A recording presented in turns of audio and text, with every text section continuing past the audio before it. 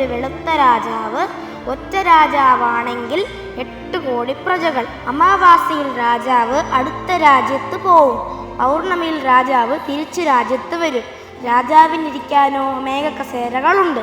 ഇത് ഞാൻ എഴുതാനുള്ള സാഹചര്യം എന്ന് പറഞ്ഞാൽ ആ സമയത്ത് ഞാൻ മൂന്നിനെ നോക്കിയിരിക്കുമായിരുന്നു, ചന്ദ്രനെ നോക്കിയിരിക്കുമായിരുന്നു. അപ്പോൾ എനിക്ക് ഇങ്ങനത്തെ ഒരു കവിത എഴുതാൻ തോന്നി.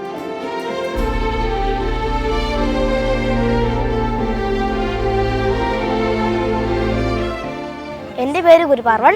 ഞാൻ പഠിക്കുന്നത് 4ാം ക്ലാസ്സിലാണ്. അപ്പോൾ എൻ്റെ സ്ഥലം കൊല്ലമാണ്. ഞാൻ ഈ MBFിൽ വരാനുള്ള കാരണം എന്ന് പറഞ്ഞാൽ എനിക്ക് വായിക്കാൻ, കഥ എഴുതാൻ, കവിത എഴുതാൻ ഇഷ്ടമാണ്. മാത്രമല്ല എൻ്റെ അച്ഛൻ കുറേ കഥകളൊക്കെ എഴുതിയിട്ടുണ്ട്. എൻ്റെ അച്ഛൻ എന്നെ കവിതകളൊക്കെ കാണിച്ചു തരും. അപ്പോൾ അതിലുള്ള ഇൻസ്പിറേഷനാണ് എന്നെ ഈ കവിതയിലോട്ടം എത്തിച്ചത്. ബഷീറിൻ്റെ ബുക്ക് ഞാൻ വായിച്ചിട്ടുണ്ട്. പിന്നെ CP പള്ളിപ്പുറം അങ്ങനെയൊക്കെ ഉള്ളവരുടെ ബുക്സ് വായിച്ചിട്ടാണ് എനിക്ക് കൂടുതലായും ഇത് എഴുതാനുള്ള ഇൻസ്പിറേഷൻ വന്നത്.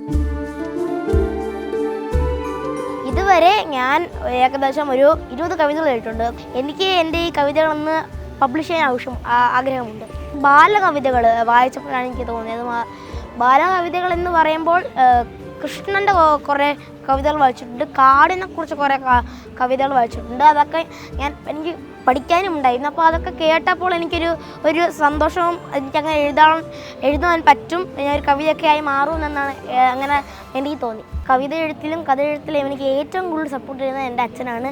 ഇവനൊരു 3.5 വയസ്സുള്ള സമയത്ത് ഞാൻ ഇവനെ കൊണ്ട് കൊല്ലം പബ്ലിക് ലൈബ്രറി പോയപ്പോൾ ഇവൻ അവിടെ ഒരു വലിയ മരമുണ്ട്.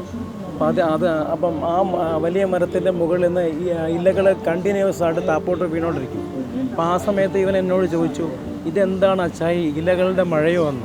അപ്പോഴാണ് ഞാൻ ആദ്യമായിട്ട് തിരിച്ചറിഞ്ഞത് ഇവന് കവിത എഴുതാനുള്ളൊരു വാസനയുണ്ട്. 2018 MBIFലിന് ശേഷം ഞാൻ അവന് ഒരുപാട് പുസ്തകങ്ങൾ വാങ്ങിച്ചു കൊടുത്തു. പക്ഷേ അവൻ ഇപ്പോഴത്തെ സാധാരണ കുട്ടികളെ പോലെ അതൊന്നും വായിക്കാൻ കൂട്ടാക്കാതെ സോഷ്യൽ മീഡിയയിൽ മുഴുകിയെങ്കിലും അവൻ്റെ കവിത എഴുതാനുള്ള ആ നാച്ചുറൽ ഇൻസ്റ്റിങ്ക്റ്റ് അവനെ ഇപ്പോഴും വിട്ടുപോയിട്ടില്ല. ഇപ്പോഴും അവൻ കൃത്യമായ ഇടവേളകളിൽ കവിത എഴുതിക്കൊണ്ടിരുന്നിരിക്കും. അവൻ ആദ്യമായി എഴുതിയെന്ന് പറയാൻ പറ്റത്തില്ല, പറഞ്ഞ കവിത ഇലകൾ പെയ്യുന്നു, പൂക്കൾ പെയ്യുന്നു, ഇലകളുടെ മഴ, പൂക്കളുടെ മഴ എന്നാണ്. അതിൽ നിന്നും ഇപ്പം അവൻ എത്തി നിൽക്കുന്ന കവിത എന്ന് പറഞ്ഞാൽ അവൻ്റെ പ്രായത്തിനെക്കാട്ടി ഉപരി അവൻ്റെ ചിന്തകൾ പോകുന്നു. ഒരു മലയുടെ മുകളിൽ ഒറ്റയ്ക്ക് ആരുമില്ലാത്ത ഏകനായൊരു വീട്. ഒരുപാട് വർഷങ്ങൾ കഴിഞ്ഞപ്പോൾ താൻ ഏകനാണെന്ന് അതിന് മനസ്സിലാവുന്നു. ആ വീട് തനിക്ക് താമസിക്കാൻ ആരംഭിക്കുന്നു.